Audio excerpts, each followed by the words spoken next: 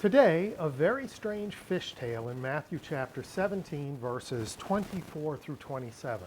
Let's start out with 24 and 25a from the ESV.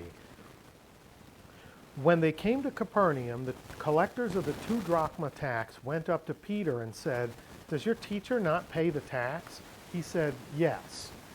So we're not told what signaled the question. We're only told that the collectors of the tax, it's a temple tax, it's established in Exodus chapter 30, verse 11, that they want to know if Jesus intends to not pay the tax. And so what it says literally here is, utele didrachma, not paying the 2 drachma, not paying the 2 drachma tax. And Peter presumptuously answers, oh yes, of course he's going to pay the tax. He's a righteous Jew. He's not going to ignore the temple tax. He's going to pay the tax.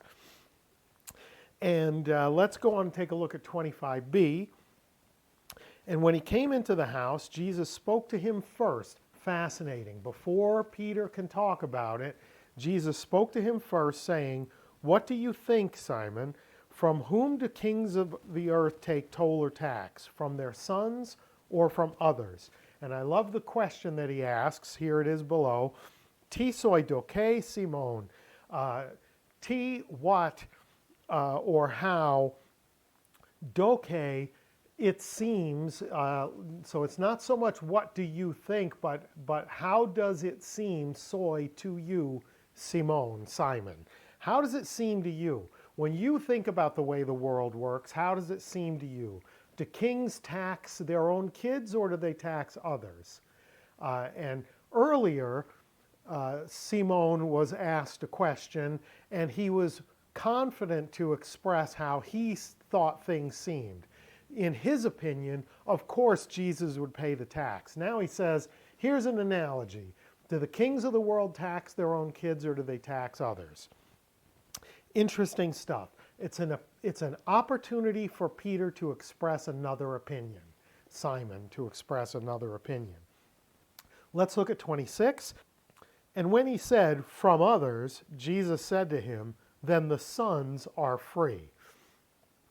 So this is a religious tax, and the sons of the king are not subject to the tax. So here's Jesus subtly saying to Simon, I'm not subject to the tax, right? You could interpret it that way clearly, or you could not, but it seems like ostensibly Jesus and company are exempt from this particular tax. Moving on to verse 27. "However, not to give offense to them, go to the sea and cast a hook, and take the first fish that comes up. And when you open its mouth, you will find a shekel. Take that and give it to them for me and for yourself." There's some great Greek stuff here. Let's dig in and start looking at it. "Hina de me skandalisomen autus." So, hina de, but in order that, me skandalisomen, we should not cause to stumble autus them.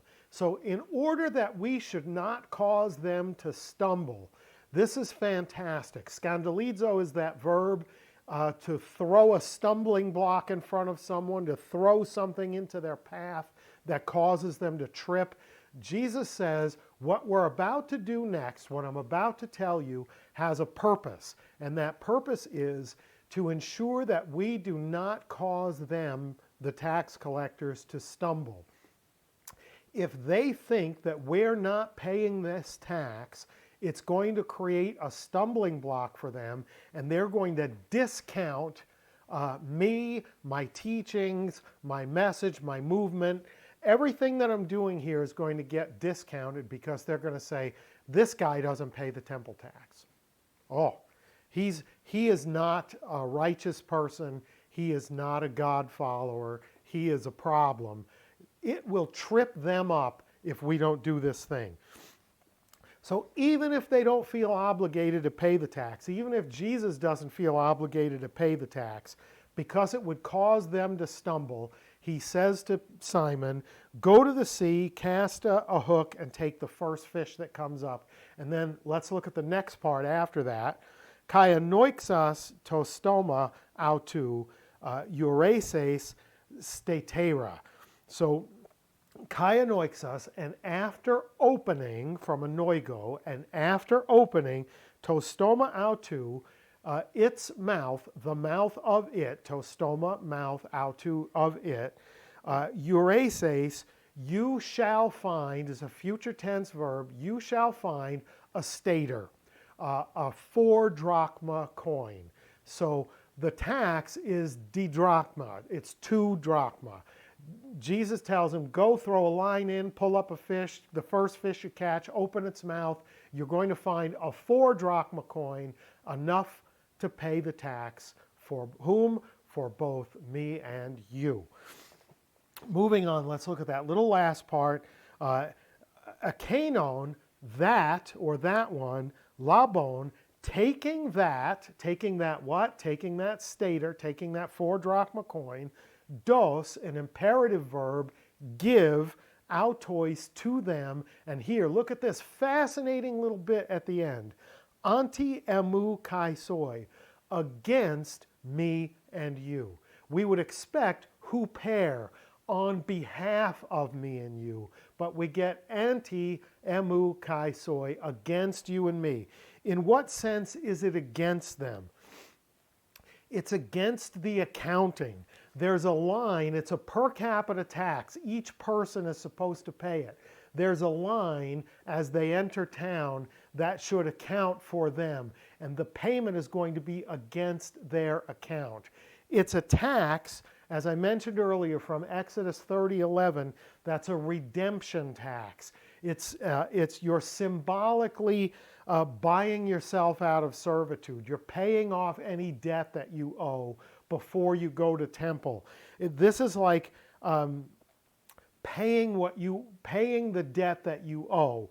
So while it might be expected huper, on behalf of, it's literally against what's owed in your name, right? So anti-emu kai soi is perfectly fitting, and it's even more so fitting because when we refer to the price of something, frequently anti is what describes the price of something.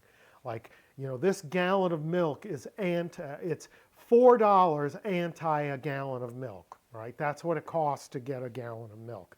So let's talk about a couple of nuts and bolts before we leave.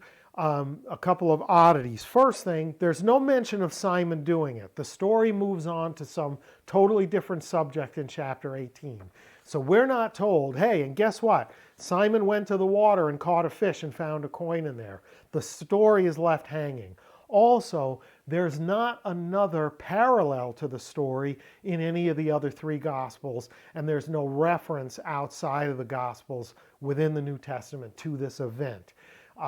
But the real nuts and bolts here are the significance of if the money would have come from someone else. If Jesus lets a person fund this tax, and it's a redemption tax, someone is sort of paying for his debt, his requirement, and he has no debts, right? He's the son of the one who established the tax. He's not going to pay the tax, and if the tax gets paid, it gets paid from a fish's mouth in this very strange fish tale, and not from a benefactor or a sponsor or someone who sort of saved his hash from this embarrassing situation. In order that the tax collectors shouldn't be scandalized, there's a miraculous intervention to provide for both me and you, Simon, and it's straight out of the fish's mouth in this strange fish tale. Hope that was interesting for you. If it was, please like, share, subscribe, tell a friend, leave me some feedback in the comments, and until next time, Charis Kai Rene Humin, grace and peace to you.